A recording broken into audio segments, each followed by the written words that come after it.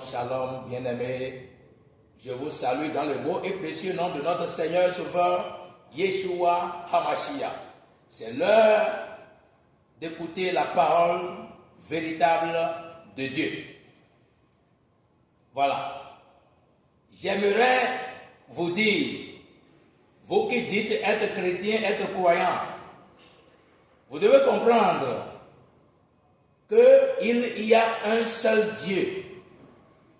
C'est lui qui est le Père de toutes choses, de toute la création. Donc, il n'y a pas trois dieux, il n'y a pas deux dieux, il n'y a pas quatre dieux. Il y a un seul Dieu. Donc, la doctrine de la Trinité est une doctrine de l'enfer. La doctrine qui parle de trois dieux en un, ou de deux dieux, ou de quatre dieux, ce sont des doctrines de Satan. Ce sont des doctrines des démons. Alors la Bible dit, Deutéronome chapitre 6, verset 4. Écoutez ceci. Il dit, écoute Israël, l'Éternel notre Dieu est le seul éternel.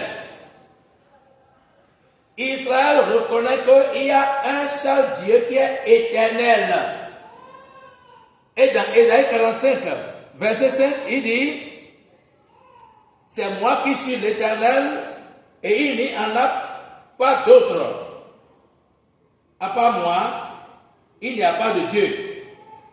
Je t'ai équipé pour le combat alors que tu ne me connaissais pas. Donc, il dit, hors moi, il n'y a point de Dieu. C'est l'Éternel seul qui est Dieu. Toi qui prêches ou qui crois qu'il y a trois dieux en un, tu vas jusqu'à dire que, j'entends des gens, des prédicateurs disent que comme l'homme est trois en un, c'est comme ça Dieu aussi est trois en un. Tu te compares à Dieu. Toi, être humain là, tu compares l'être humain à Dieu. Dieu est Dieu et l'être humain est l'être humain. Ne faites plus ces comparaisons-là. Voilà. Cette comparaison-là ne cadre pas avec la vérité de Dieu. Il y a un seul Dieu. C'est lui qui est le Père de la création. Et Israël reconnaît qu'il y a un seul Dieu.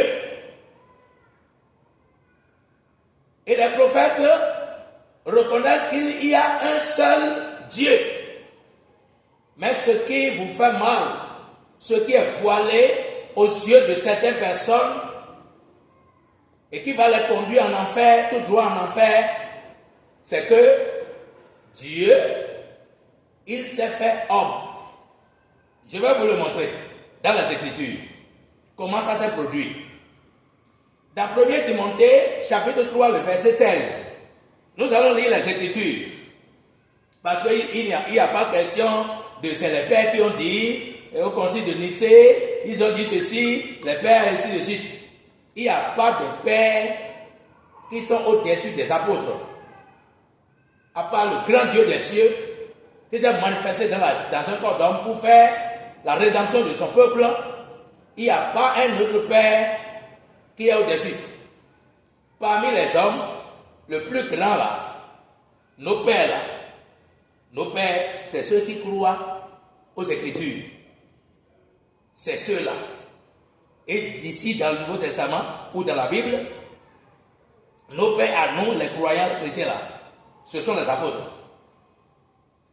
Alors, Moïse croyait en un seul Dieu, le grand Moïse, le grand prophète de Dieu. Et tout Israël également. Et tous les apôtres reconnaissent qu'il y a un seul Dieu. Mais toi, tu dis au concile de Nicée, les pères ont dit, cette théologie-là est tout droit de l'enfer. Le réformateur béninois dit que la théologie selon laquelle il y a trois dieux en un, il y a Père, Fils et Saint-Esprit qui sont des personnes distinctes mais unies, est une théologie satanico-diabolique. Écoute ceci. Timothée chapitre 3, le verset 16. Parce que ce qui fatigue les gens et ce qui voile les gens, qui les amène en enfer, voici. Je vais, par la grâce de Dieu, la parole de Dieu, ce n'est même pas moi, la parole de Dieu va vous ouvrir les yeux si vous êtes prédestiné à la vie éternelle, vous allez comprendre. 1 Timothée 3,16. Il dit ceci. Et tous le reconnaissent. Le mystère de la piété est grand. Dieu est apparu comme un homme. Sa justice a été révélée par l'Esprit. Il a été vu des anges, proclamé parmi les nations. On a cru en lui dans le monde. Il a été élevé dans la gloire. Bien-aimé. La Bible dit, et ça contredit, autrement dit, et tous le reconnaissent. Le mystère de la piété est grand. C'est-à-dire le mystère de Dieu est grand. Voilà. La connaissance de Dieu, c'est un mystère. Et il faut la révélation pour comprendre. Mais Dieu a déjà révélé sa parole à travers nos pères, les apôtres, à travers les patriarches et les apôtres dans le Nouveau Testament. Et c'est déjà clair. Si vous entrez dans la révélation de la parole de Dieu, vous allez comprendre qu'il y a un seul Dieu. Maintenant, pour sauver son peuple, qu'est-ce qu'il a fait? Lui qui est saint, juste, pur, qu'est-ce qu'il a fait? Voyant qu'il n'y a pas un seul juste sur la terre qui peut être utilisé pour sauver son peuple du péché, pour sauver l'humanité du péché, lui-même a décidé de se dépouiller lui-même pour prendre un corps humain, pour entrer dans l'être humain, pour apparaître comme un homme. C'est ça le mystère. La Bible dit, tous le reconnaissent et ça contredit. Personne ne peut contredire ça. Lorsque vous prêchez la Trinité, c'est que vous contredisez la manifestation de Dieu dans un corps d'homme, en la personne de Yeshua Mashiach, que les nations appellent Jésus-Christ. Mais il est question de nom. En matière de nom, il n'y a pas de tradition ou changement. Non. On ne touche pas là, parce qu'il est question de nom. Le nom de la rédemption ne doit pas être touché. Le nom, c'est Yeshua Mashiach. Yeshua Mashiach est son nom, c'est lui. Le grand Dieu, le grand roi du ciel et de la terre et de sous la terre, c'est lui qui est devenu un homme. C'est ça que l'apôtre a dit, que le mystère de Dieu est grand. Après avoir dit Dieu le Père, après avoir dit le Fils de Dieu, après avoir dit tout ça là, après avoir dit l'Esprit de Dieu, tout ça là, il a reconnu par la révélation de la parole que le mystère de Dieu est grand. C'est-à-dire, Dieu c'est un mystère. Il est un, mais en tant qu'esprit également, il est un et il est esprit et vie. C'est lui le Saint-Esprit.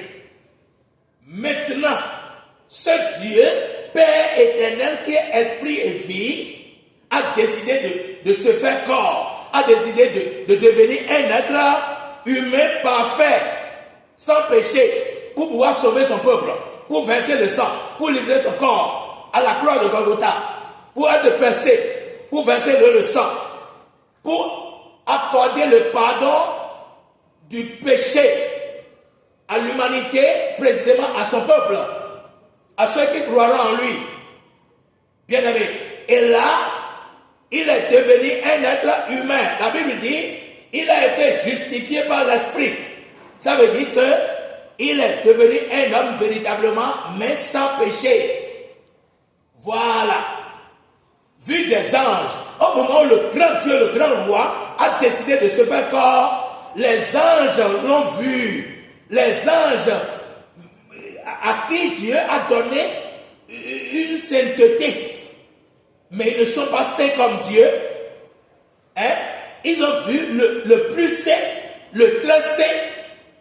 Ils ont vu le très saint en train de se dépouiller lui-même de sa gloire pour entrer dans un corps d'homme pécheur. Ça là, les anges ont vu, ils étaient étonnés. Vu des anges, prêcher aux nations, aux gentils, c'est-à-dire aux païens. Voilà. Cru dans le monde, on a cru en lui dans le monde, qui a été prêché dans les nations, parmi les nations. Ce n'est pas le Seigneur Yeshua Mashiach. Donc c'est lui qui est le Dieu, le grand roi, qui est venu sur terre en homme incarné. Voilà, c'est lui. Bien aimé, comprenez ça, croyez ça et faites-vous baptiser en son nom pour être sauvés. Donc les anges l'ont vu. Il a été prêché aux nations. C'est Yeshua qui a été prêché aux nations. On a cru en lui dans le monde. En qui on a cru dans le monde plus que tout? C'est Yeshua Mashiach. Élevé dans la gloire. Quand il a fini de faire le sacrifice expiatoire, il a été enseveli et il a anéanti celui qui est la puissance de la mort, c'est-à-dire le diable, et il a délivré ceux qui, par crainte de la mort, étaient toute leur vie retenus dans la servitude, il les a délivrés. C'est-à-dire, les captifs là, retenus dans la servitude de la mort, il les a délivrés.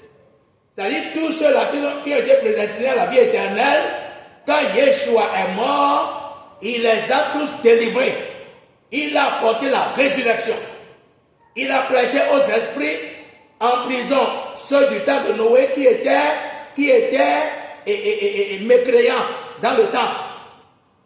Et de l'autre côté, il a anéanti le pouvoir de Satan, qui est la puissance de la mort. Hébreux chapitre 2, verset 14 à 15. Et c'est comme ça qu'il a délivré tous ceux qui étaient par crainte de la mort, étaient retenus toute leur vie dans la servitude. Voilà. Et quand il est ressuscité, c'est comme ça qu'il a apporté la délivrance et la justice.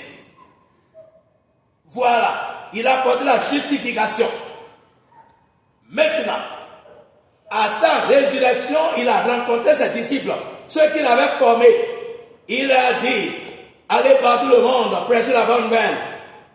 Il a dit, faites de toutes les nations des disciples. Voilà. En les baptisant au nom du Père, du Fils et du Saint-Esprit, et enseignez-leur à observer tout ce que je vous ai prescrit. Et voici, je suis avec vous tous les jours jusqu'à la fin du monde. Matthieu chapitre 28, verset 19 à 20. Et quand il est question de baptiser au nom du Père, du Fils et du Saint-Esprit, c'est ce qui fatigue les gens, c'est ce qui trouble les gens, c'est ce qui aveugle les gens encore. Mais nous sommes là en tant que lumière pour vous éclairer sur ce point. Vous allez voir que le nom là est au singulier. Le nom auquel il faut baptiser les gens est au singulier. Donc il est question d'un seul nom. Donc, et d'une seule personne. Comme je l'ai déjà expliqué. Le grand Dieu, grand roi du ciel et de la terre, c'est lui qui est esprit et vie. Cet esprit-là, c'est lui qui est l'Esprit Saint. Et c'est lui qui est le Père. Maintenant, il est devenu un homme. Il est devenu fils.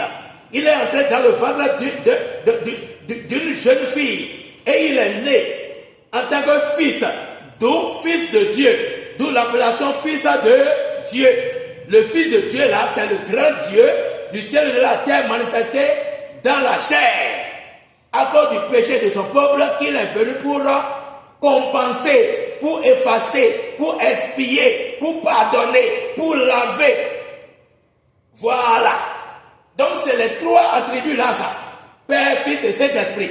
Mais au nom du Père, du Fils et du Saint-Esprit, donc, le nom que porte celui qui est Père, qui est Fils et qui est Saint-Esprit, son nom, quel est son nom? Son nom, c'est Yeshua Mashiach. C'est pourquoi il a dit, dans Jean chapitre 17, verset 6, je leur ai fait connaître ton nom, ce nom que tu m'as donné. Donc le nom de Dieu, c'est ça qui est en même temps le nom du Fils et du Saint-Esprit. Donc ce n'est pas trois personnes, c'est une seule personne qui a un seul nom, qui est Yeshua Mashiach. Donc dans Marc chapitre 16, le verset 15 à 16, il dit, allez par tout le monde, prêchez la bonne nouvelle à toute la création. Celui qui croira et qui sera immergé dans l'eau sera sauvé, mais celui qui ne croira pas sera condamné. Donc, C'est ça la grande commission, la grande mission que le Seigneur a confiée à ses apôtres qui continuent jusqu'à aujourd'hui, qui continuera jusqu'à ce que le Seigneur revienne chercher son église qui est son peuple, les véritables enfants de Dieu. Qu'ils soient déjà endormis dans la terre ou qu'ils soient encore vivants sur la terre, ils seront tous enlevés. La résurrection et l'enlèvement. Voilà. Donc, c'est la grande mission, ça.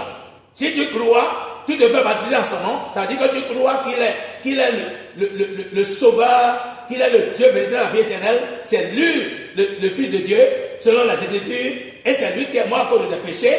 C'est lui qui a porté tous tes péchés dans son corps, sur la croix, qui a versé son sang et qui a été enseveli à cause de tes péchés et qui est ressuscité pour te justifier. Si tu acceptes ça, tu te détournes de tout ce en quoi tu t'étais adossé, tout ce que tu as croyé, tout ce que tu adorais, tu te détournes de tout cela et tu acceptes ce sacrifice expiatoire. Alors là, on appelle le nom de la rédemption qui est le Seigneur Yeshua Mashiach sur toi en te plongeant dans l'eau naturelle.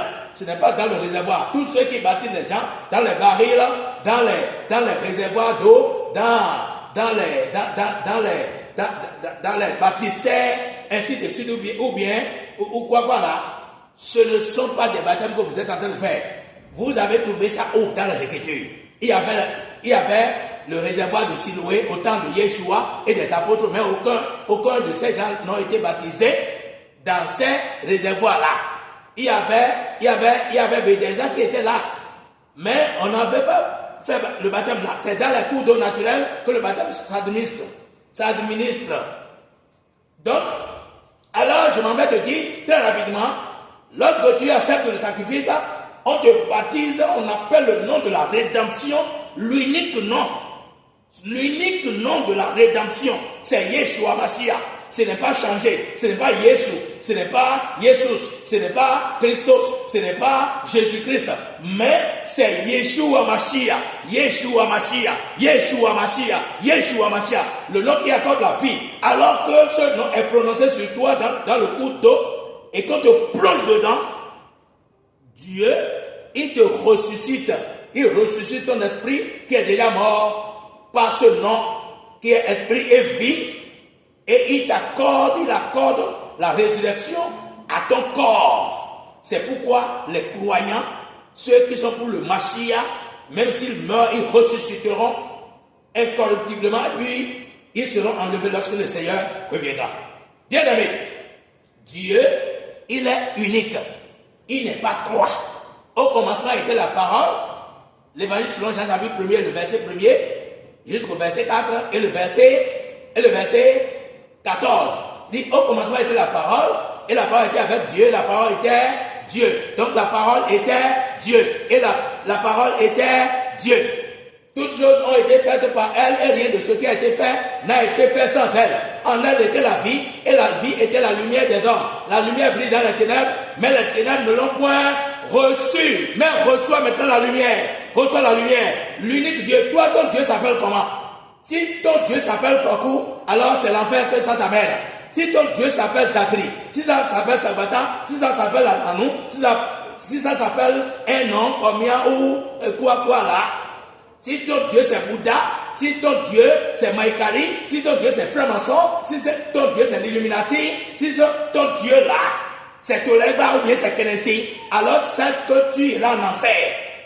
Le Dieu véritable de la vie éternelle s'appelle Yeshua Mashiach et il est Yeshua Mashiach lui-même. Donc il n'y a pas trois dieux. Bien aimé. Alors, lorsque tu dis que Dieu, il s'appelle ceci, non, le véritable nom de Dieu, c'est Yeshua Mashiach. Et tu acceptes le sacrifice, on te baptise en son nom, et tu reçois la résurrection et la vie éternelle en toi-même. Tu ne périras pas. Et aucun sorcier ne peut t'envoûter. Aucun magicien ne peut rien te faire. Toute tentative de l'ennemi contre toi sera nulle sans effet. Et quand le Seigneur reviendra, tu seras avec le Seigneur. Je serai avec lui. Parce que j'ai cru en lui et j'ai été baptisé au nom de Yeshua Mashiach et j'ai reçu la rémission de mes péchés. Pierre va dire le jour de Pentecôte, écoutez très bien, faut finir. Le jour de Pentecôte, Pierre prêchait la bonne nouvelle. Dans Actes chapitre 2, le verset 38 à 41 dit, repentez-vous et que chacun de vous soit baptisé, immergé dans l'eau, plongé dans l'eau naturelle, au nom de Yeshua Mashiach, pour la rémission de vos péchés, et vous recevrez le don du Saint-Esprit. Car la promesse est pour vous, pour vos enfants, et pour tous ceux qui sont au loin en aussi grand nombre, que le Seigneur notre Dieu les appellera. Et par plusieurs paroles, il les conjurait et les exhortait en disant, sauvez-vous de cette génération pervertie. Et je te demande de te sauver de cette génération corrompue, génération mécréante, génération qui rejette le baptême d'eau au nom de Yeshua Mashiach, génération qui prêche quoi? La Trinité, la quatrinité et encore autre chose. Génération qui adore les idoles. Sauvez-vous de cette génération-là. Génération qui dit non, Dieu est dans le cœur, Dieu n'est pas dans l'église. Dieu est dans l'église. Dieu est dans l'église. Tout cœur dont Dieu habite doit s'attacher à l'église. C'est un cœur d'homme d'église. Sinon Dieu n'est pas dedans. Voilà. Tu ne peux pas adorer Dieu toi seul. Voilà. Donc, alors sauvez-vous de cette génération mécréante, pervertie, sans foi ni loi. La Bible dit, ceux qui acceptaient sa parole furent baptisés. Et le nombre des disciples s'augmenta. Ce jour-là, environ 3000 âmes de 120, ils sont allés jusqu'à 3000. Bien aimés dans le Seigneur. Ils ont été baptisés au nom de Yeshua Mashiach. Ils n'ont pas été baptisés au nom du Père, du Fils et du Saint-Esprit comme l'appellation. Mais en véritable nom du Père, du Fils et du Saint-Esprit. Je n'ai pas parlé l'appellation. Parce que le Saint-Esprit étant en eux, étant en les apôtres, ne peut jamais faire erreur. Il dit, le nom qu'il est question, c'est le nom du Seigneur Yeshua Mashiach. C'est ce nom-là qui est le nom du Père, du Fils et du Saint-Esprit qu'il faut invoquer sur vous pour vous baptiser, pour que vous ayez la rémission de vos péchés. Et puis, le don du Saint-Esprit, c'est-à-dire le don de la vie éternelle. Bien aimé dans le Seigneur. C'est ça le mystère. Dieu n'est pas trois. Il est unique. Et son nom, c'est Yeshua Mashiach. C'est lui qui a sauvé l'humanité par son sacrifice sur la croix de Golgotha et qui est mort et qui est ressuscité. Si tu veux avoir la vie éternelle, accepte ce message entièrement et sois baptisé au nom de Yeshua Mashiach. Que Dieu vous bénisse. Shalom à vous. Si vous voulez comprendre plus, composez plus 229 01 66 35 96 32. Le réformateur vous répondra certainement. Allez sur YouTube, vous nous verrez là-bas. @réformateur 3R et sur TikTok @réformateur 66. Sur WhatsApp, c'est le même numéro. Dieu vous bénit, il vous fortifie au nom puissant de notre Rédempteur, le Seigneur Yeshua Mashiach.